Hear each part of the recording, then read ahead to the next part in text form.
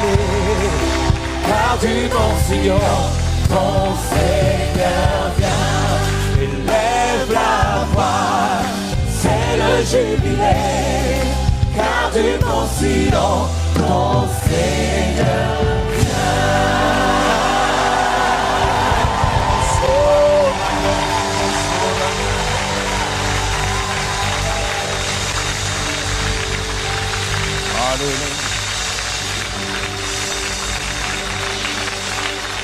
Father, we thank you.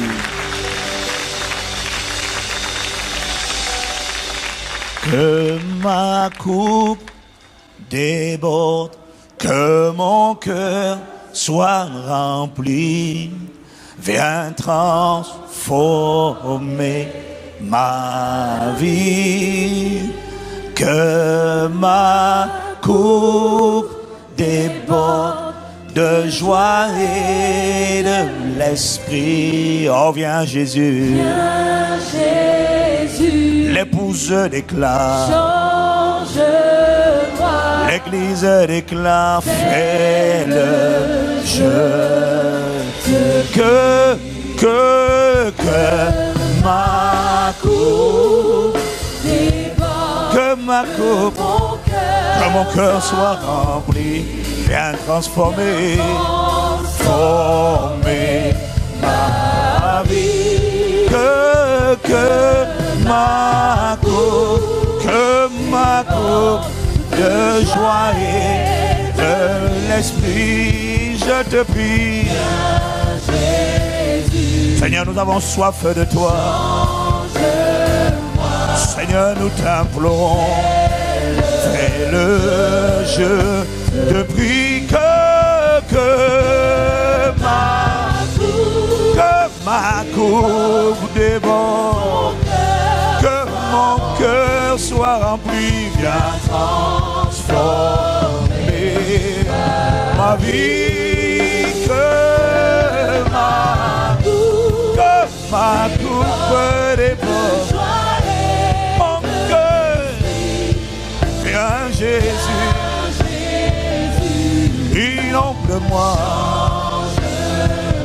Seigneur, porte-moi, Seigneur, bâtis ma vie, transporte ma vie, que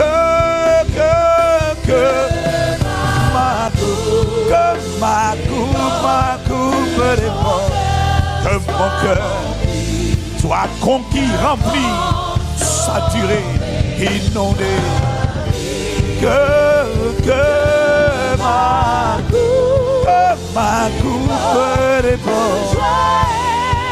Les katana mabroko, je te prie, je t'en supplie, fais le jeu, que ma coupe déborde, que mon cœur soit inondé. Viens transformer, façonner, établir, enraciner. Que ma coupe déborde. Viens Jésus, change-moi. Seigneur, fais-le.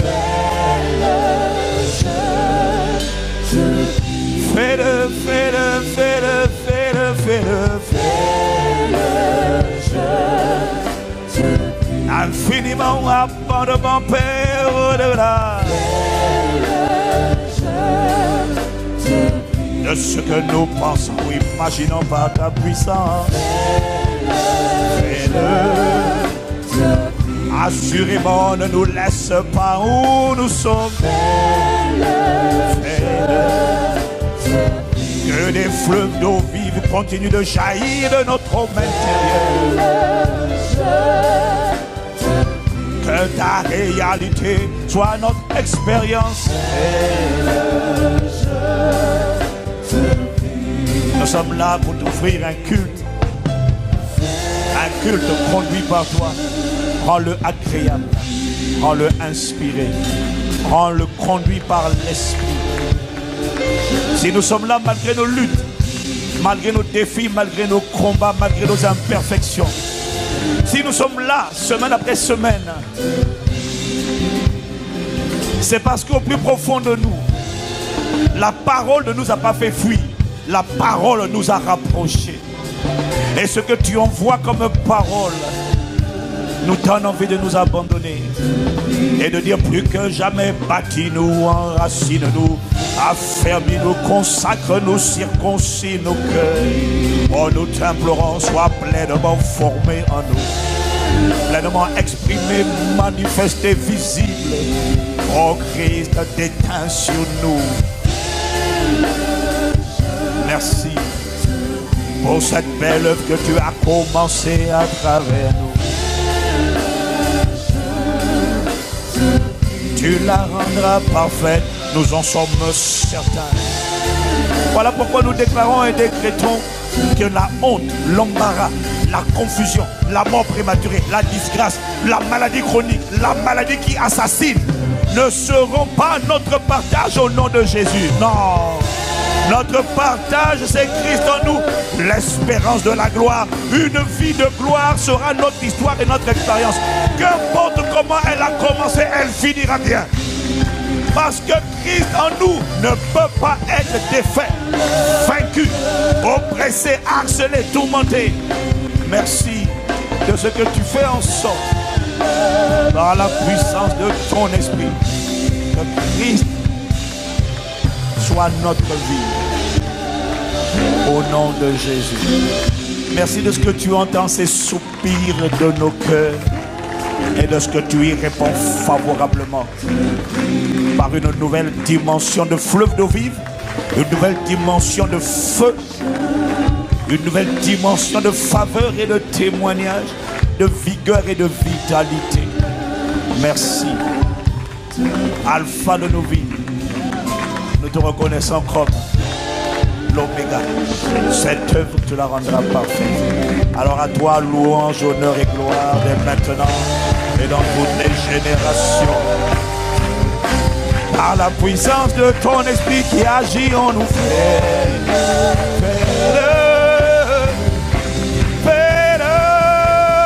je te prie, fais-le, fais-le, je te prie, fais-le, je te prie. Thank you for answering. Merci d'entendre, merci de répondre à nos prières au nom de Jésus. Amen, amen, amen. Bienvenue à Impact Centre Chrétien, bienvenue à chacun d'entre vous qui est en communion avec nous à travers les nouvelles technologies. Bienvenue à la famille internaute, bienvenue à chacun d'entre vous. Il y a 3 ans, bienvenue, bienvenue, bienvenue. Et bienvenue, on acclame le Seigneur pour ceux qui sont connectés avec nous, pour cette grande et magnifique famille. In Jesus' name. Quelqu'un dit un bon amen. Voilà, veuillez vous asseoir dans sa présence. We thank you, Lord, for your strength and ability. Thank you.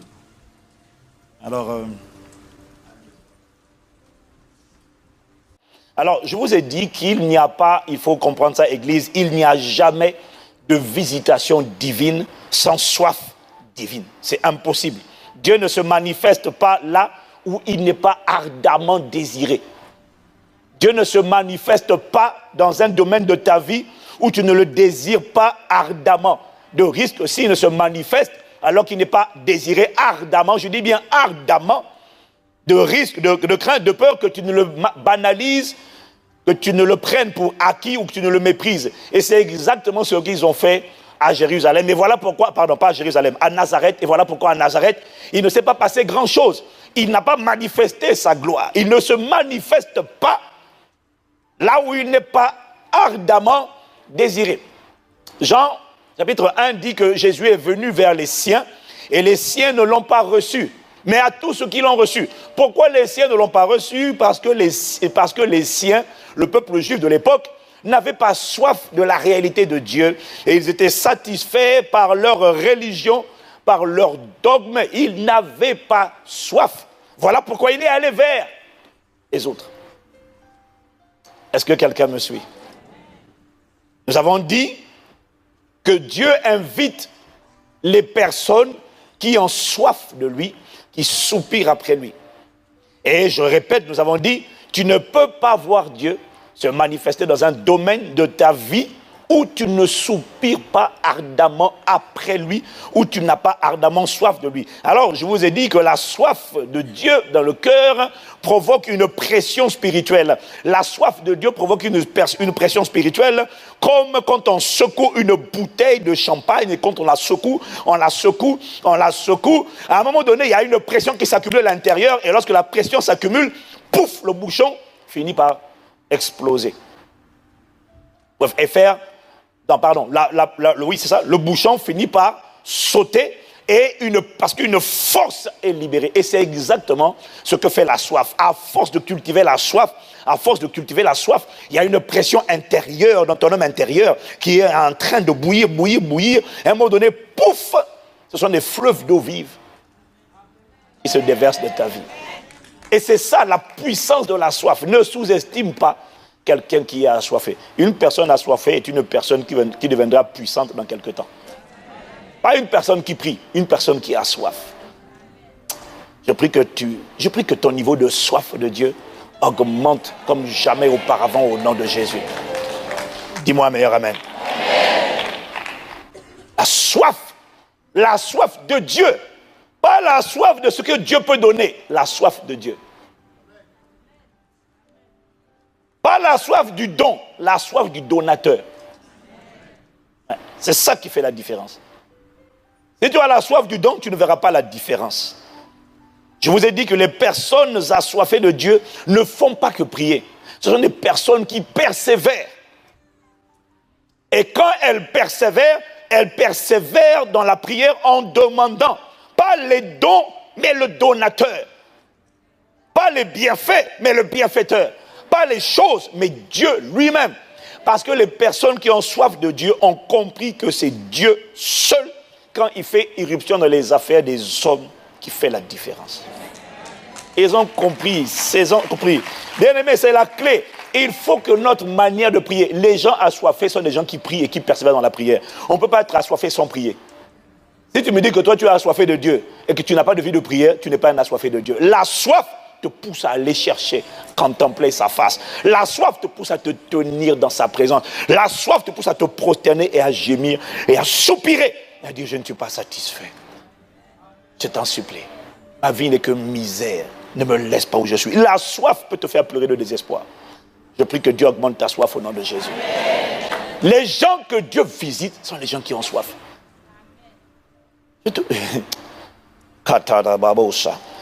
Dis avec moi, Seigneur, augmente ma soif.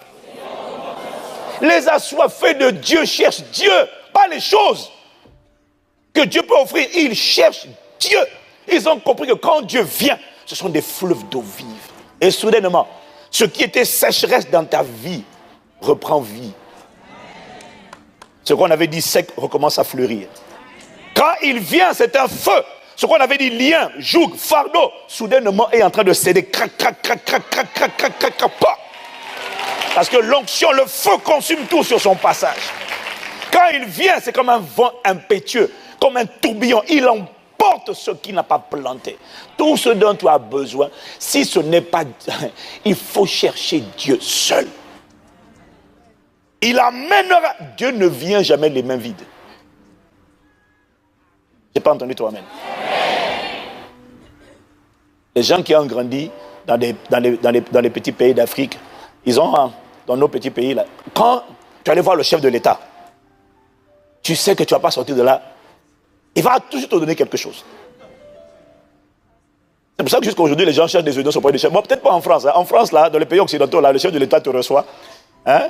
Il te reçoit et puis il te salue, il te dit, bon, repartez chez vous. Ah! Bon. Mais en tout cas, en Afrique, là-bas, quand tu sais que tu as audience, il y a des pays, hein, il y a des pays. Quand on te reçoit une audience, quand il dit j'arrive, il va dans une pièce là. Quand il amène une valise, tu te souris déjà. Bon, ça ne m'est pas arrivé à moi, mais je sais que ça arrive à beaucoup de gens. Parce que le chef de l'État ne peut pas te laisser partir sans des billets. Hey, l'Occident, faut vous ajuster vous aussi vraiment. Excès de démocratie. Hein? Comment on peut aller sur le chef de l'État, on sort le chef de l'État, il dit seulement bonjour et puis il te salue sur le perron de l'Élysée. On s'en moque de ton perron de l'Élysée. Le gars veut voir clair, mon gars. Donne-lui l'argent, monsieur le président. Bon, laisse tomber. Oh! Donne l'argent, mon gars.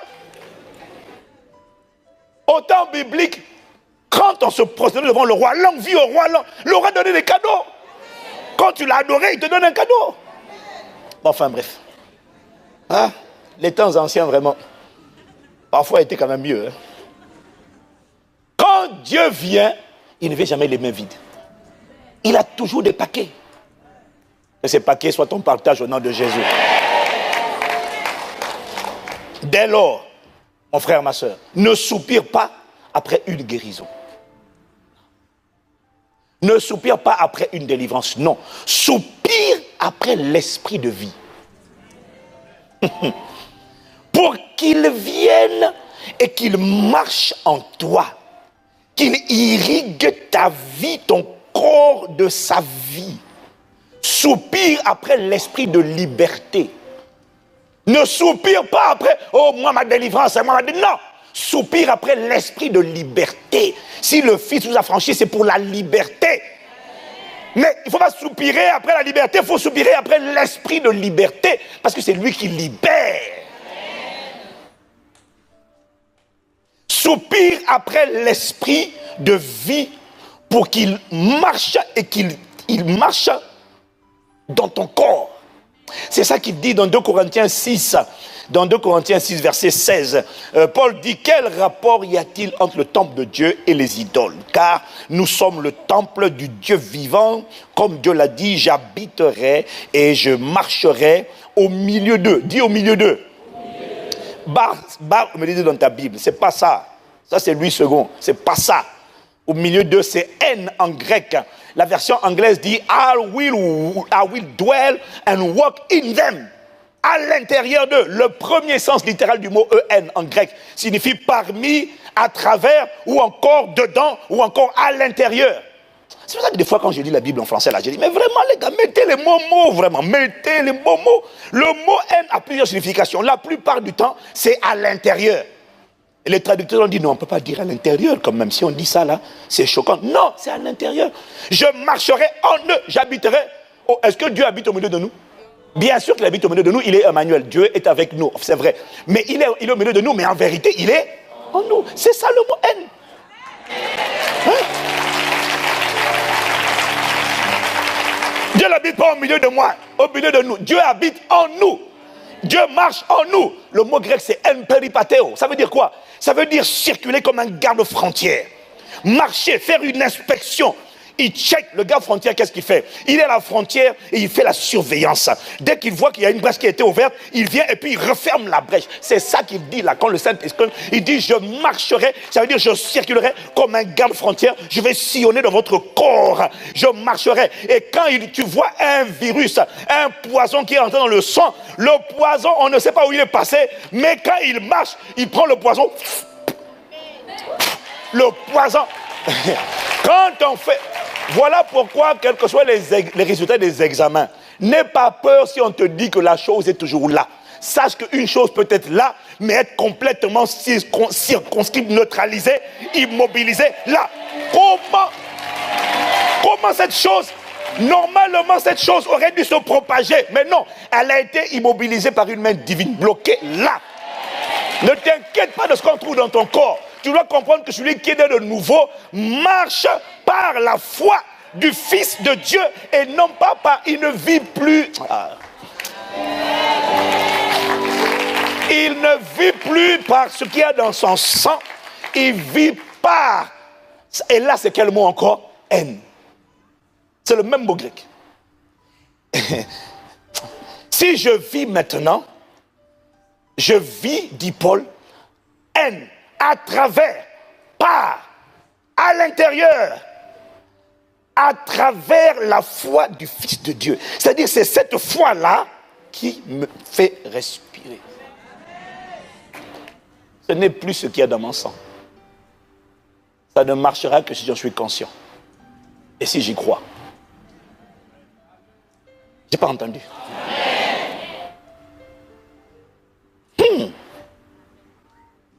J'habiterai et je marcherai. Soupire après l'esprit de vie. Dis-lui, c'est ton temple. Marche toi-même à l'intérieur. Esprit de vie. Mais que fait l'esprit de vie quand il marche? Et quand il marche, que fait l'esprit de mort quand il opère quelque part? Mais partout où il passe, il sème la mort. Que fait l'esprit de vie? Partout où il va, ramène à la vie, ramène à la vie, ramène à la vie, ramène à la vie, ramène à la vie. Soupire après l'esprit de vie. Soupire après lui. Et c'est ce que te dit Romains 8, verset 11, bien-aimé. Et si l'esprit de celui qui a ressuscité Jésus d'entre les morts habite en vous. Il faut lire ça, il faut t'arrêter et puis lire. Soit tu crois, soit tu ne crois pas. Il dit si l'esprit de celui qui a ressuscité Jésus d'entre les morts habite en vous. Donc il a le droit de dire l'esprit de Dieu, l'esprit du Père. Ici, il habite en vous. Il dit celui qui a ressuscité Christ d'entre les morts, donc le Père, rendra aussi la vie à vos corps mortels par son esprit qui habite en vous. Donc, une des fonctions du Saint-Esprit, c'est de rendre la vie à notre corps mortel. Voilà pourquoi j'ai toujours été étonné du jour où on a lapidé Paul, on l'a laissé pour mort. Les cas l'ont lapidé. Toi, tu as vu comment on lapide les gens? Il faut voir les films. Hein? Comment on lapidait les gens? Et Étienne, ils ne l'ont pas raté. Ils étaient sûrs que Paul était mort. Mais la Bible dit, Paul se réveille, il se relève, et puis il rentre dans la ville. Il dit, oh, mais comment quelqu'un qu'on a lapidé? C'est comme si on te dit, tu veux faire un accident de voiture. Hein? La voiture cabossée.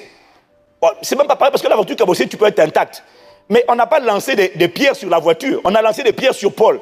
Donc tu as des marques de partout. Et puis ils sont partis, ça veut dire que les gars, ils ont eu la certitude que tu es mort. Et Paul se lève. C'est quoi? Comment il fait pour se lever comme ça alors que normalement il est censé être à moitié laissé pour mort? La Bible dit il se lève et puis il va dans la ville et puis il continue ses jours. J'ai dit mais c'est quoi ça? Il m'a dit si l'esprit de celui qui a ressuscité Christ d'entre les morts habite en vous, celui qui a ressuscité Christ d'entre les morts rendra la vie à vos corps mortels par son esprit qui habite en vous. Ça veut dire que cet esprit-là fait beaucoup plus que ce que nous vivons et expérimentons. Voilà pourquoi je dis, il faut que tu vives en moi. Ne me laisse pas où je suis. Il y a des dimensions que je ne connais, je n'expérimente pas encore, mais je sais que c'est ça. Rends-moi conscient de ça. Accorde-moi la grâce d'accepter ça. Ça doit être mon naturel au nom de Jésus. Oh, je ne sais pas pour toi, mais si c'était toi, moi j'aurais dit un meilleur amen. Ne soupire pas après la guérison. Soupire après l'esprit de vie. Il m'a dit ne soupire pas après l'argent. Soupire après le Saint-Esprit. Si tu soupires après l'argent, tu peux trouver l'argent. Mais l'argent peut être sale.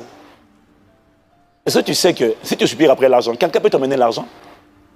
Est-ce que tu sais que si l'argent qu'on t'emmène est de l'argent sale, de l'argent de trafic, de l'argent volé, et que tu l'acceptes, est-ce que tu sais que tu deviens complice de recel, de vol? C'est ça qui est terrible. Tu n'as rien fait, quelqu'un dit on t'apporte de l'offrande, on t'apporte l'argent. S'il a volé cet argent-là, on va te mettre en prison comme on le met en prison parce que tu as accepté de l'argent qui a été volé. J'ai dit, ah, mais moi on m'a donné. Non, non, non. Non, c'est l'argent volé, tu es complice de vol. Donc ne soupire pas après l'argent. Soupire après le Saint-Esprit. Soupire après le pourvoyeur. Soupire après celui dont la bénédiction enrichit et ne s'accompagne d'aucun chagrin.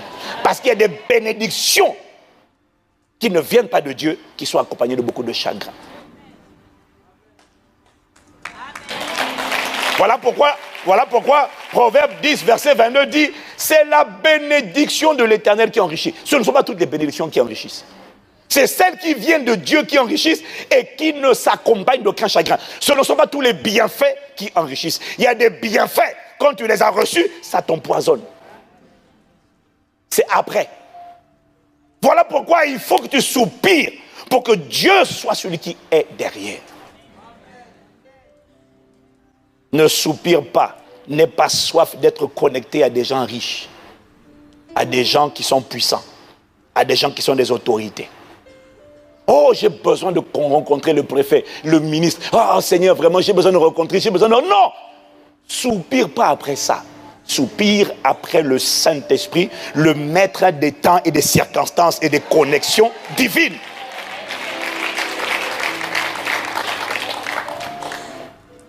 Parce que si tu soupires après les gens, tu peux les trouver.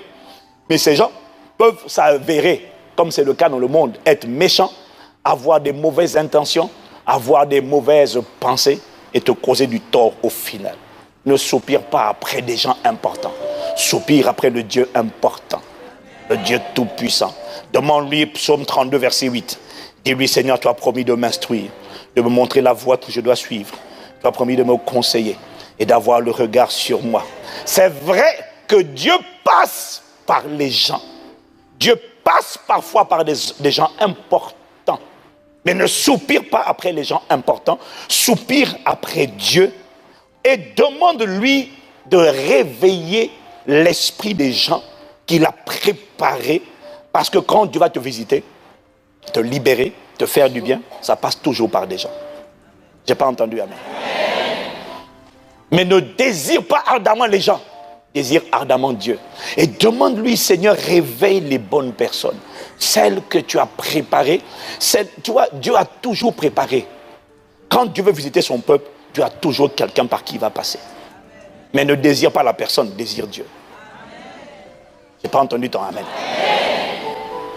Demande-lui de réveiller, je disais, l'esprit des gens qu'il a préparés. Quand il fallait préparer la Pâque, Jésus a dit, allez dans la ville. Vous allez trouver quelqu'un. C'est pareil pourquoi il a fallu prendre l'anneau. Il a toujours une directive. Quand il a fallu préparer la Pâque, aller à tel endroit, vous allez voir un monsieur, dites à ce monsieur, le maître demande dans quelle chambre as-tu préparé, quelle chambre as-tu préparé pour que nous passions célébrer la Pâque.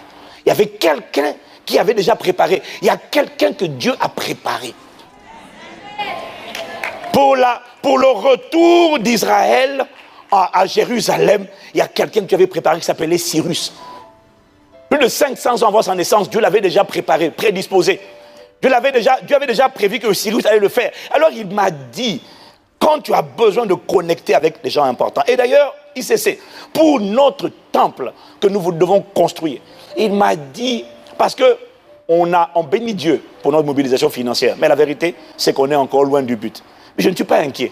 Il m'a dit, c'est pour ça que je n'en parle pas tous les jours. Je n'ai pas la conviction de demander toujours aux gens, il faut donner. Je n'ai pas envie de faire ça. Il m'a dit non, demande-moi. Il y a des gens que j'ai préparés. Demande-moi de réveiller les gens que j'ai préparés. Et non seulement de les réveiller, mais prie. Pourquoi tu dois prier pour ça? Tu dois demander à Dieu. Pourquoi? Parce que Satan est le spécialiste en assoupissement et en sommeil. Il peut assoupir, endormir les gens. Demande-moi de réveiller les gens que j'ai préparés. Et demande-moi de les instruire. Parce qu'il faut non seulement qu'ils se réveillent, mais il faut qu'ils entendent ma voix leur dire, faites comme ça.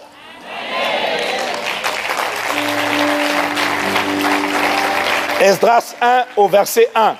La première année de Cyrus, roi de Perse, afin que s'accomplisse la parole de l'Éternel prononcée par la bouche de Jérémie, l'Éternel réveilla l'esprit de Cyrus, roi de Perse, qui fit faire de vive voix et par écrit cette publication dans tout son royaume. Cyrus a ordonné que tout ce qui était d'Israël se lève et aille rebâtir Jérusalem dans la ville qui avait été complètement détruite. C'est Cyrus qui a ordonné, le roi de Perse.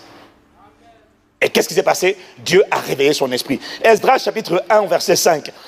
Esdras 1 verset 5. Les chefs de famille de Juda et de Benjamin, les sacrificateurs et les Lévites, tous ceux dont Dieu réveilla l'esprit, se levèrent pour aller bâtir la maison de l'Éternel à Jérusalem. Seigneur, je te prie de réveiller l'esprit des gens que tu as déjà préparés pour ce projet-là. Il y en a assez de dire à quelqu'un, donne, je donne pas, donne, je donne pas, donne, je donne pas, donne. Seigneur, lui là, il me fatigue. Réveille l'esprit des gens que toi tu as préparés. Regarde, la veuve de Sarepta avait été préparée par Dieu. Mais elle était assoupie. Et donc quand Élie vient lui parler, elle dit non, moi je n'ai que ça à manger. Non, moi je n'ai qu'un peu de farine et un peu d'huile, je mange ça et puis je meurs. Pourquoi? Son esprit était assoupi. Mais dès qu'Élie lui a parlé, son esprit s'est réveillé. Il a dit, oh, c'est vrai, je vais obéir à ta parole. Ça veut dire qu'en fait, elle avait été préparée, mais elle ne le savait pas. Dieu a réveillé son esprit. Agé chapitre 1 au verset 14. La Bible dit, l'Éternel, Agé 1 verset 14, l'Éternel réveilla l'esprit de Zorobabel. Ne soupire pas après des gens importants. Soupire après le Dieu qui réveille les esprits qui sont assoupis et qui l'a préparé lui-même afin que ces gens exécutent sa volonté. Pas la tienne, mais sa volonté. Quand tu as compris ça, tu comprends pourquoi il faut soupirer après Dieu seul.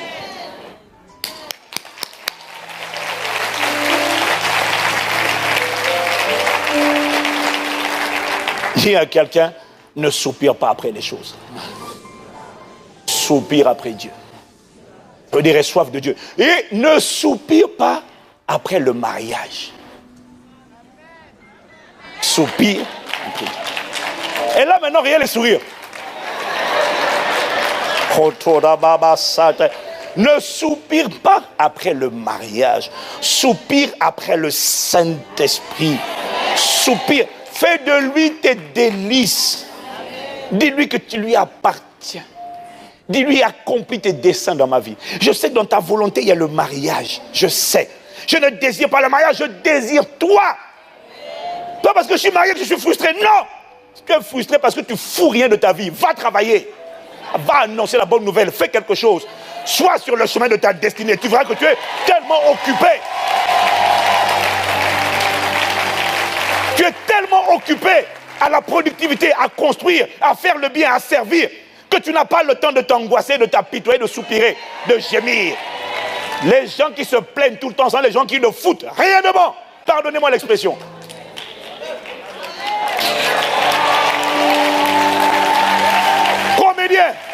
Comédienne. Tu offenses le Saint-Esprit tous les jours. Ah, Seigneur, mon mariage, il y en a assez de ce genre de prière. C'est pas moi qui parle, c'est la sainte colère de Dieu qui parle en moi. Soupire après le Saint-Esprit. Fais de lui tes délices. Il connaît les désirs de ton cœur. Il n'est pas ton délice et tu veux qu'il se soucie de toi. Toi, tu te soucies de son œuvre, de ses intérêts. Non. Tout ce que tu veux, non, moi, tant que je ne suis pas marié, je ne fais rien. Et tu sais quoi? Comme par hasard, après le mariage, tu fais encore moins rien. Pourquoi? Ah, maintenant, sinon, je ne peux plus. Il y a mon mari. Et après le mari, Seigneur, il y a les enfants. Je n'arrive pas à te servir. Je suis bien disposé, je n'arrive pas. Comédienne.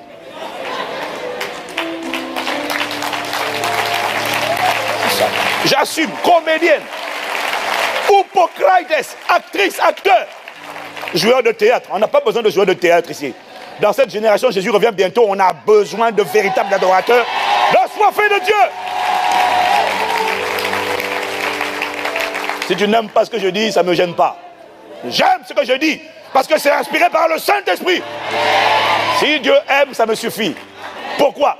Mon âme soupire après lui, pas après toi. Mon âme prie pour toi, mais soupire après lui.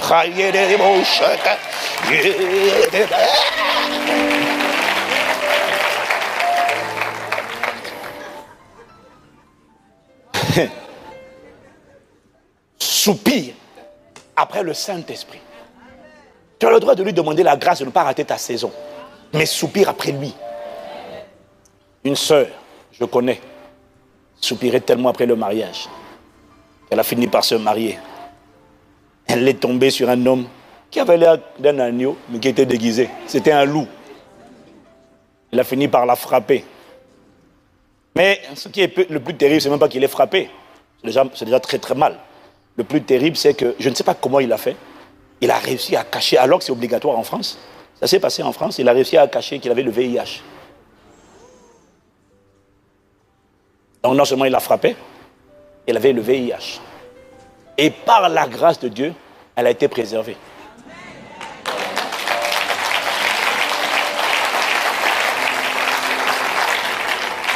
Quelque temps après, le frère est mort. Sa vie n'est que naufrage. N'a été que naufrage et désastre. J'ai eu pitié. Parce qu'à l'époque, on était à Ivry, elle a quitté ICC sur un esprit un peu critique. Elle est revenue me voir il y a quelque temps en pleurant. Elle dit, je n'aurais jamais dû quitter mon église. Je demande pardon. Ma vie a basculé Parce que j'ai quitté un Pakistan chrétien. J'avais ma famille. Je ne sais pas ce qui m'a pris. J'ai eu pitié d'elle. Saint-Esprit m'a dit, ne soupire pas après le mariage. Tu ne sais pas. Toutes les bénédictions n'enrichissent pas.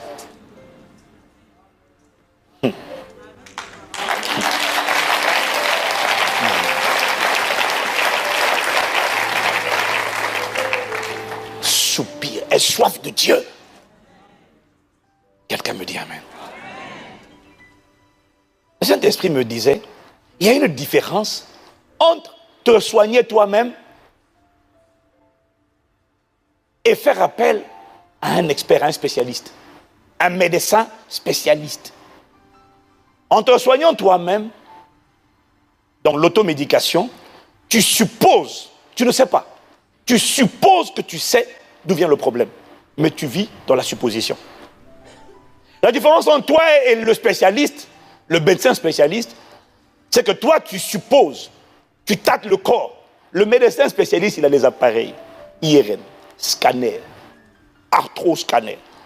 Il a toutes sortes d'appareils. Toi, tu touches le corps. Lui, avec ses appareils, il voit l'intérieur du corps. Donc, il peut savoir c'est quoi le problème exact. Parce qu'avec les radios, on peut voir, sauf les démons. C'est pour ça que les appareils aussi ne sont pas parfaits. Finalement, celui qui voit tout, l'invisible et le visible, c'est le Saint-Esprit.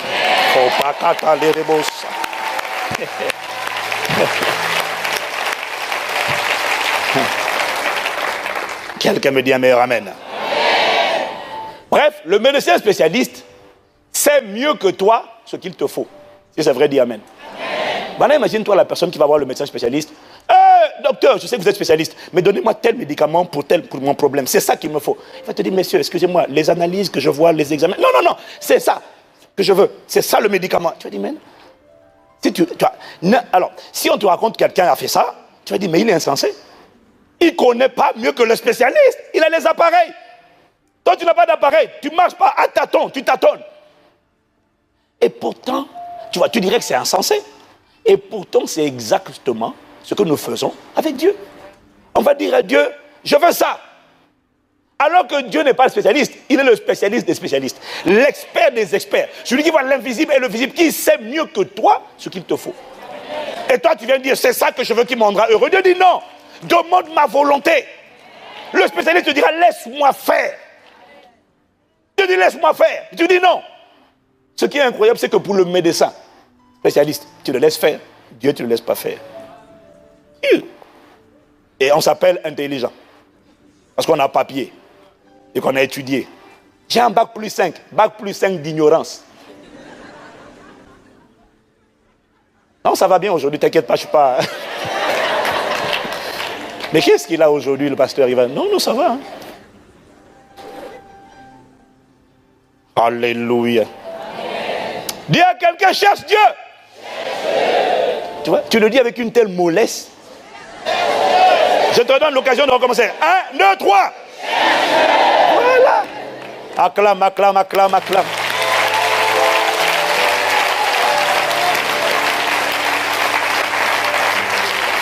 Et c'est la soif de Dieu qui te permet de chercher Dieu avant toute chose. C'est la soif de Dieu qui te fait haïr ta propre vie et lui dire, Christ vit en moi. Pas moi, mais toi en moi. Parce que c'est un choix. Tu as le pouvoir de choisir. La plupart du temps, tu choisis de vivre ta vie à toi. Mais ceux qui ont soif de Dieu disent, Seigneur, pas moi, pas ma vie, mais ta vie en moi. C'est la soif de Dieu qui te fait renoncer à ta propre volonté au profit de sa volonté. C'est la soif de Dieu qui te fait voir ta propre volonté comme misérable. C'est la soif de Dieu qui te fait voir comme de la boue, comme une perte. Ces choses dont tu pensais qu'elles définissaient hier la réussite. Une vie épanouie. Ah, pour moi, une vie épanouie, c'est une bonne carrière professionnelle. Une vie épanouie pour moi, ce sont des titres. Pasteur, évêque, prophète, directeur, PDG, leader, manager. Des diplômes. Lorsque la soif de Dieu remplit ton cœur, ces choses qui étaient hier pour toi des idéaux deviennent comme de la boue, deviennent comme une pure perte à cause de l'excellence de la connaissance de Christ. Pourquoi? Parce que le Saint-Esprit te convainc qu'au-delà de ces choses que tu appelles réussite, il y a une dimension de vie que tu ne connais pas. Tu as peur d'un virus, tu as peur d'un démon, tu as peur dès qu'on dit attention, tu as peur.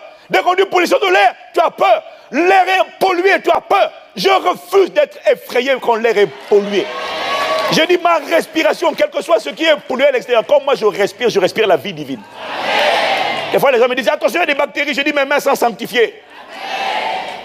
Je ne prends pas. Et si elles sont collées à moi, elles deviennent elles aussi divinement sanctifiées. Je ne sais pas comment, mais je ne serai pas Satan. Ces choses qui étaient un gain. Quand tu as la soif de Dieu, la soif de Dieu va te faire voir ces choses comme une pure perte. Paul a vu ses diplômes comme une perte. Instruit, formé au pied de Gamaliel, hébreu, né d'hébreu, pharisien, quelqu'un d'intelligent selon le monde. Et il dit ces choses. Philippiens chapitre 3, versets 7 à 8. Mais ces choses qui étaient pour moi des gains, je les ai regardées comme une perte à cause de Christ. Et même, je regarde toutes choses comme une perte à cause de l'excellence de la connaissance de Jésus-Christ, mon Seigneur, pour lequel j'ai renoncé à tout. Et je le regarde comme de la boue afin de gagner Christ. Waouh! C'est la soif qui fait ça. C'est la soif qui fait ça.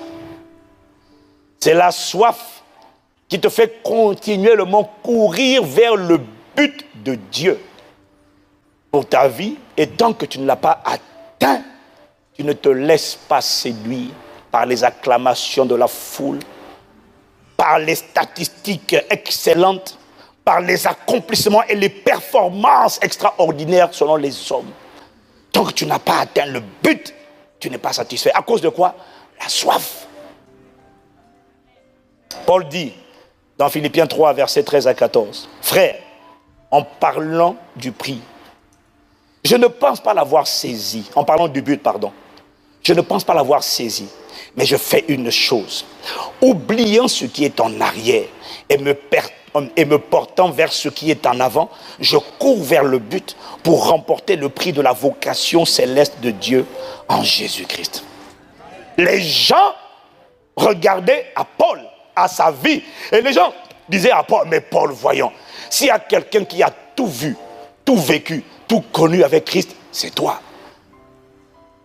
Tu as vu toutes sortes de miracles, de prodiges et de signes. Et d'ailleurs, toi-même, Paul, tu l'as reconnu, tu l'as attesté. Dans Romains 15, au verset 18 à 19, toi-même, tu as dit, car je n'oserais mentionner aucune chose que Christ n'ait faite par moi pour amener les païens à l'obéissance par la parole. Donc, Paul, tu es un homme de la parole. Par les actes, Paul, tu es un homme des actes ou encore des œuvres. Par la puissance des miracles et des prodiges, Paul, tu es un homme de dunamis. La puissance des miracles et des prodiges, Paul a vu des résurrections de morts quand même.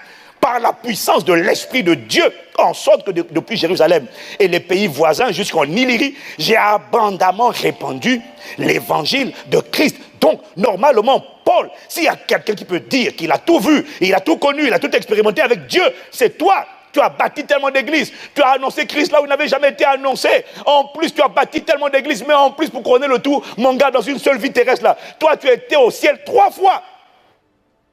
Tu as vu des choses qu'on ne peut pas décrire ni exprimer 3 fois, pas une fois, pas en songe. Ce n'est pas un songe. Il a été transporté 3 fois. Et il a reçu des révélations terribles dont personne n'a parlé. Les dominations. Où il a appris ça? Nous n'avons pas lutté contre la chair et le sang, mais contre les dominations, les autorités, les princes de ce monde de ténèbres, les esprits méchants, le cosmos, Kratopas, Arcas, Pneumoticas, Ponerias. Tu as appris tout ça où? Car en lui ont été créées toutes les choses qui sont dans le ciel et sur la terre. Les invisibles comme les visibles, trône, dignité, autorité, puissance. Comment tu les connais ces choses-là? Où est-ce que tu as eu cette connaissance-là? Personne n'en a parlé. Personne n'a mentionné ça. Oh, il a eu ça. Il a visité le ciel 3 fois. Il a vu des choses que personne n'a vues. Donc le gars peut dire normalement, frère, franchement là, Paul, lui là, il a atteint une dimension, oh là là, lui, il peut dire que c'est bon. Non, Paul dit, les gars, malgré tout ça, non. Oubliant ce qui est en arrière, je cours vers le but. Je me projette vers l'avant, je cours vers le but. Toi aussi? Oui. Oh, comment ça?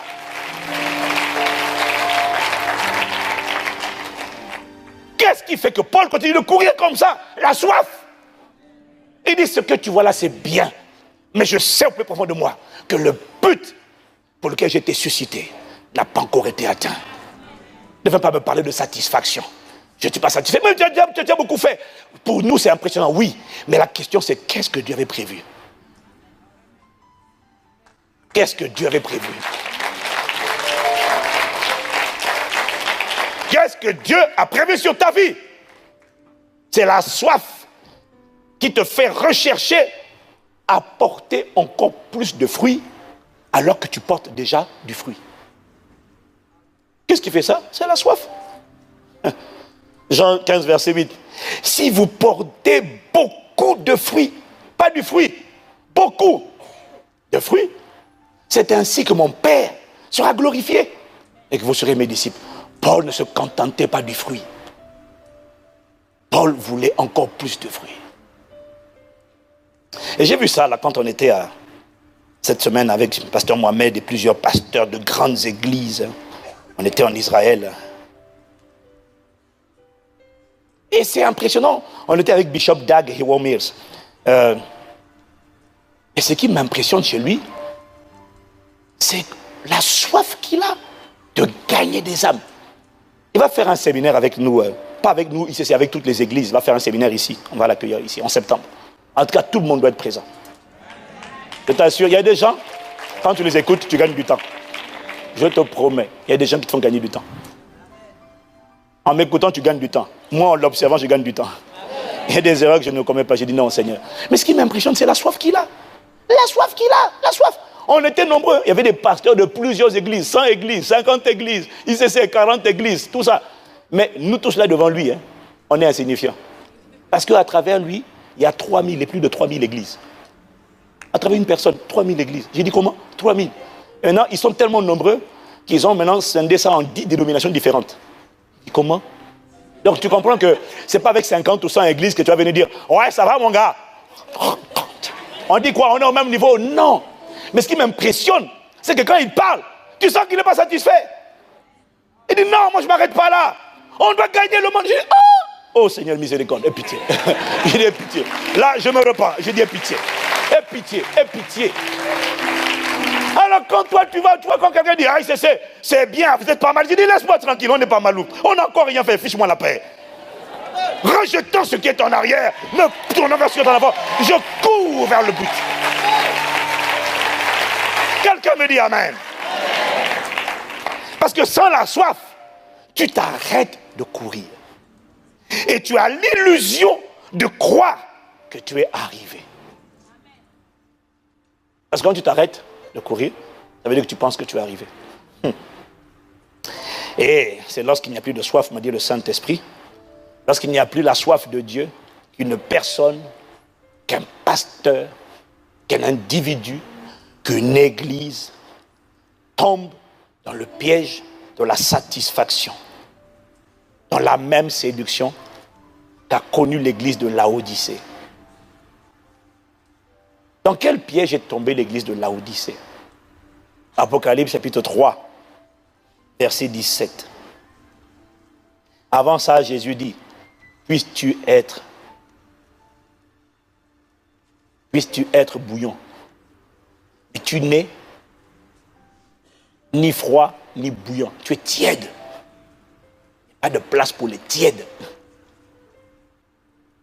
Au verset 17, il dit, parce que tu dis, je suis riche, je me suis enrichi, je n'ai besoin de rien. Et parce que tu ne sais pas qu'en réalité, tu es malheureux, tu es misérable, tu es pauvre, tu es aveugle et tu es nu. Qu'est-ce qui s'est passé à l'église de Laodicée? C'est simple. C'est une église qui n'avait plus soif de Dieu. C'est une église qui avait cessé de courir. C'est une église qui était satisfaite. Quelle séduction. Tu es satisfait alors que Dieu n'est pas satisfait. Tu ne portes pas le fruit que Dieu attend, mais tu as l'impression que ta vie n'est pas mal. Ce qu'on appelle une séduction. Que Dieu nous délivre de cette séduction au nom de Jésus. Tu oses t'évaluer toi-même. Donc, tu es à la fois l'élève qui passe l'examen, mais tu prends également le rôle du correcteur qui corrige les examens. À la fois toi-même, tu es l'élève et tu es le correcteur. Tu te comportes comme étant celui qui te juge toi-même. Et tu te donnes des points. Pas mal pour moi. 8 sur 10. Quelle séduction.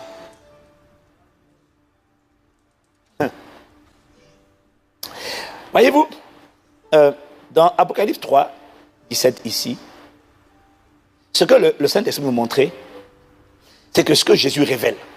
Le problème de l'église de Laodicée, c'est qu'elle avait perdu la soif. Est-ce que le Saint-Esprit me montrait, c'est que le manque de soif ou la perte de la soif de Dieu t'emmène,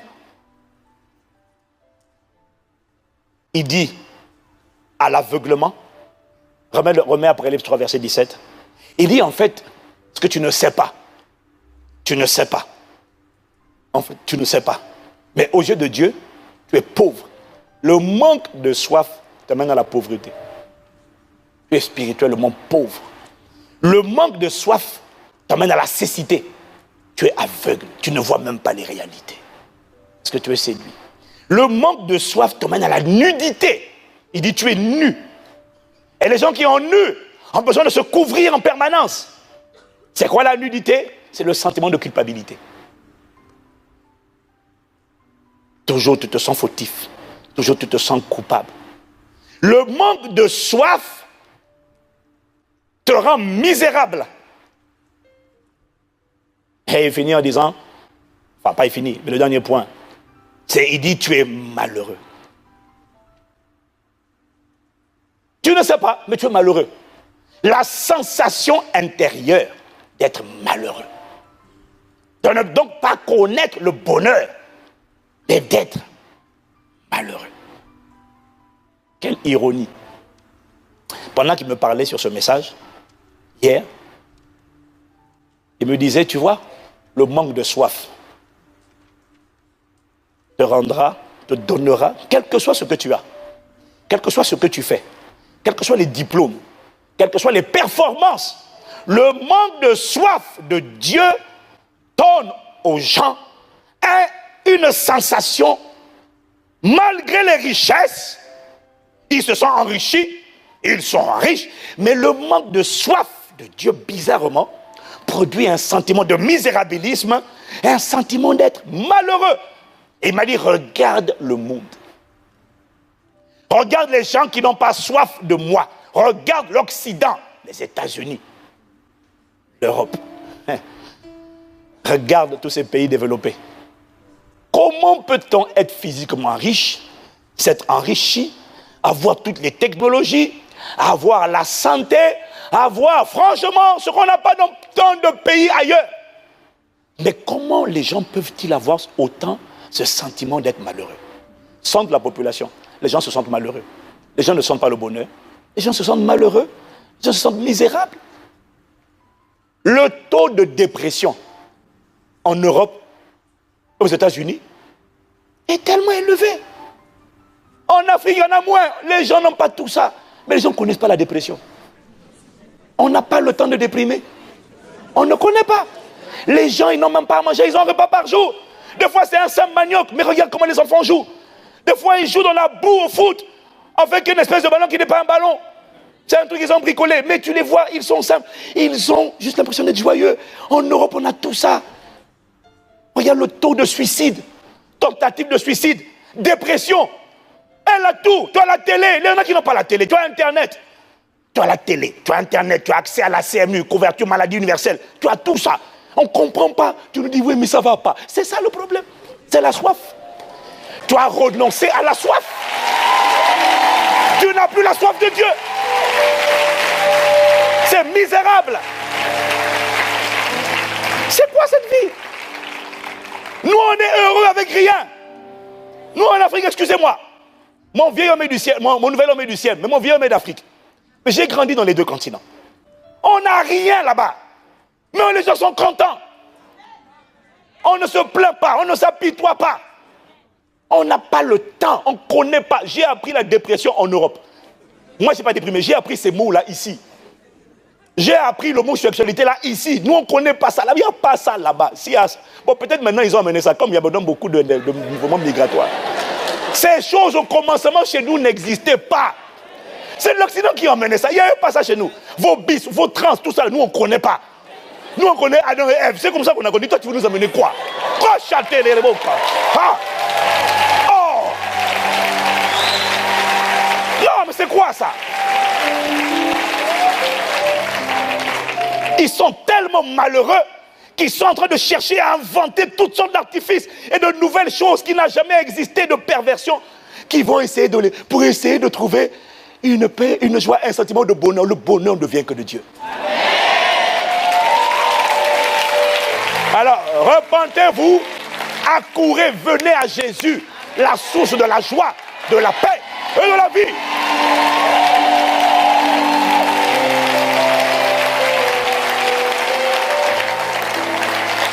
Quelle ironie! Quelle ironie! Ils se sont enrichis à l'extérieur. Ils sont toujours malheureux.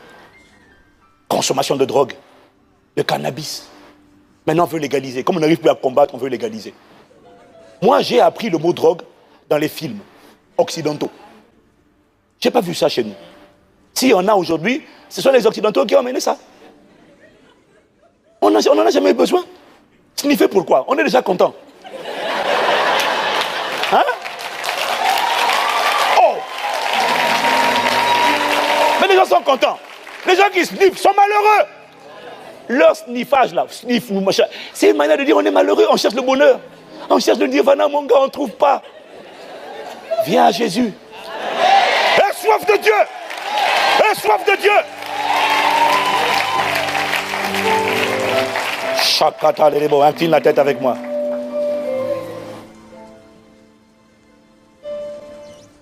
Andere bokos. J'ai soif. J'ai soif. J'ai soif, j'ai soif de toi. J'ai soif, j'ai soif, j'ai soif, j'ai soif de toi. J'ai soif. J'ai soif, ah bah Père, j'ai soif, oh Père, j'ai soif, oh Père, j'ai soif, ah bah Père, j'ai soif, ah Canaribos, ah bah Père, ah bah Père, j'ai soif, j'ai, aïe des beaux soldats, ah bah Père, j'ai soif. Aïe, des mots. Oh, ma Père, j'ai. Hey, des mots. Oh, ma Père, j'ai. Y'a ma maman, des mots. Aïe, des mots. Aïe, des mots. Je sens sa présence ici. Ah, des mots. Oh, ma Père, j'ai. Aïe, des mots. Oh, ma Père, j'ai. J'ai les mots. Les catanimos. Que celui qui a soif vienne et qu'il boive. Que des fleuves de vie. Aïe, des mots. Oh, ma Père, j'ai. Shine les mots. Réveille la soif. Réveille la soif.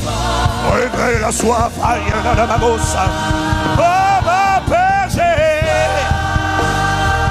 Lève les mains si tu as soif.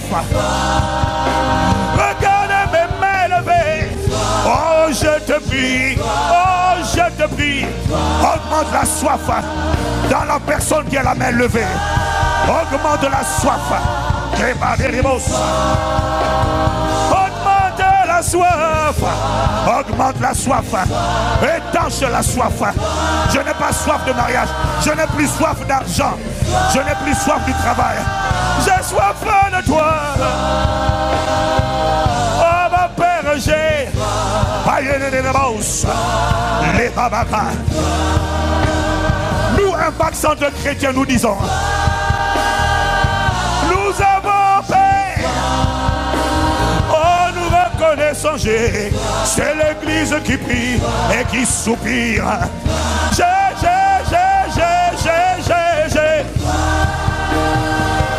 Lève les mains et reçois une nouvelle dimension de soif.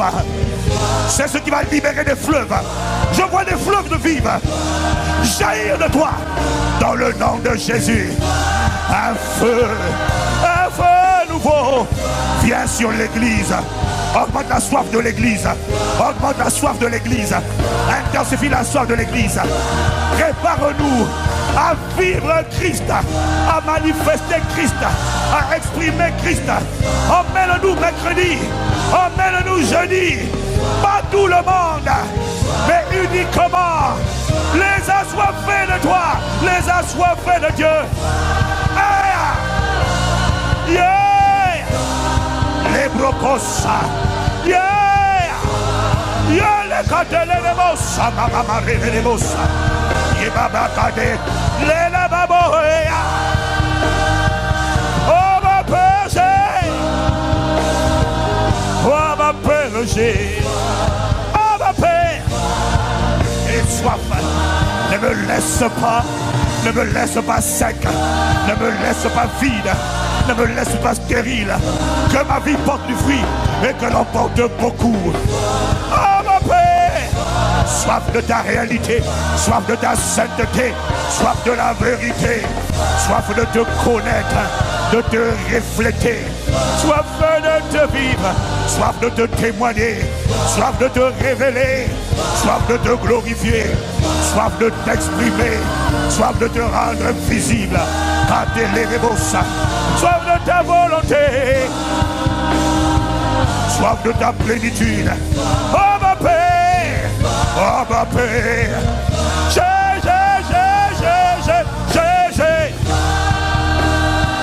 Au plus profond de moi, les si tu as soif, il dit viens reçois, viens reçois. Oh, une nouvelle dimension sur l'église. Réveille un peuple assoiffé. Sors de l'assouplissement, sors de l'affliction, sors du tourment, sors de l'oppression, sors de la maladie, sors des démons qui t'oppressaient, sors de l'emprise des hôtels maléfiques, sors. La soif fait jaillir les fleuves de vie, les fleuves de vie. Ah ma Père, j'ai.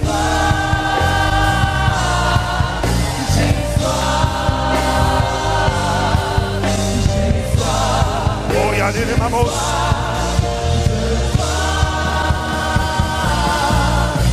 J'ai soif. Fais monter. J'ai. Fais encore plus fort. J'ai. Plus fort, plus fort. C'est une déclaration d'amour. C'est une déclaration de désespéré. J'en ai assez de la sécheresse. Les choses de ce monde ne m'ont pas rendu heureux. Je me sentais malheureux parce qu'il manquait la soif. Hey! Les catalanamos. Oh ma Père, lève les mains comme un assoiffé, comme un désespéré. Saint-Esprit, visite ton peuple. Visite un assoiffé, une assoiffée. Chandelebo, yala de la bossa, yekatelebo, satanabo. Oh ma Père,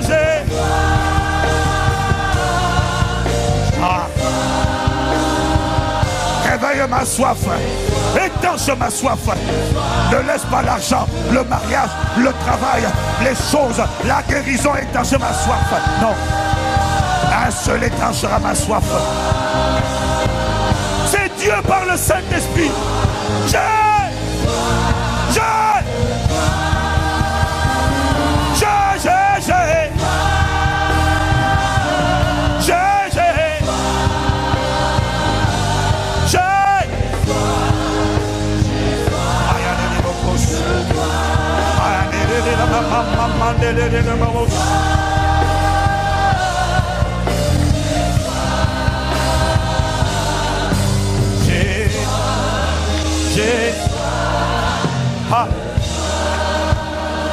On lève les mains encore, j'ai. Pardonne-nous. Là où nous avons cessé de courir, pardonne-nous. Là où nous sommes sentis satisfaits, pardonne-nous. Nous levons les mains en signe d'humilité, d'abandon, de repentance. Rétablis la soif. Cannabis, drogue, mariage, sexe n'étanche pas la soif. Il n'y a que toi seul qui peut étancher notre soif. Abba Père, Abba Père. Élève la voix, répète avec moi ces paroles. Père, dans le nom de Jésus, pardonne-nous. Là où nous nous sommes arrêtés de courir, là où dans nos vies, la soif de Dieu, du Dieu vivant, a disparu. Pardonne notre sécheresse. Pardon. Aujourd'hui, nous revenons à toi. Nous t'implorons. Restaure la soif. Au nom de Jésus. Amen. À une personne qui n'a pas reçu Jésus, le temps est avancé. Lève la main simplement là où tu es. Et à la fin de ce culte, tu viendras devant parce que je vais arrêter une personne qui n'a pas reçu Jésus. Qui dit, moi aussi je veux revenir à Jésus. Église, répétons ces paroles pour aider cette personne. Je ne sais pas où elle est. Je sais qu'il y en a au moins une. Et pour Dieu, c'est suffisant. Répète avec moi ces paroles. Seigneur Jésus, pardonne ma sécheresse. Pardonne ma séparation de toi. Pardonne mon éloignement de toi. Aujourd'hui, viens dans ma vie. Je t'en supplie. Remplis-moi. Pardonne-moi. Lave-moi. Dans le sang de Jésus. Purifie-moi. Par le sang de Jésus. Relève-moi. Rétablis-moi. Dans ton intimité. Dans ta communion. Dans ta plénitude. Dans ta soif. Fais de moi la personne que tu veux que je devienne. Au nom de Jésus. Je déclare à partir d'aujourd'hui que Jésus, tu es mon sauveur. Tu es mon Seigneur. Au nom de Jésus. Amen. Amen. Amen. Sur Internet, la personne qui a fait cette prière doit cliquer sur le bouton. Doit cliquer sur le bouton pour répondre à cet appel. Et clique sur ce bouton et remplis le formulaire qui t'est proposé. La personne qui a fait cette prière dans cette salle, dans cet auditorium, dans une des salles de ce site, à la fin de ce service, je veux que tu viennes devant. Nous voulons t'accueillir. Enfin, tu vas venir prendre tes affaires. Quelqu'un qui a fait cette prière pour la première fois, qui a dit à Jésus de venir, prends tes affaires et viens devant. Viens devant vite. Viens devant vite. Prends tes affaires et viens devant vite. Une personne qui a fait cette prière pour la première fois.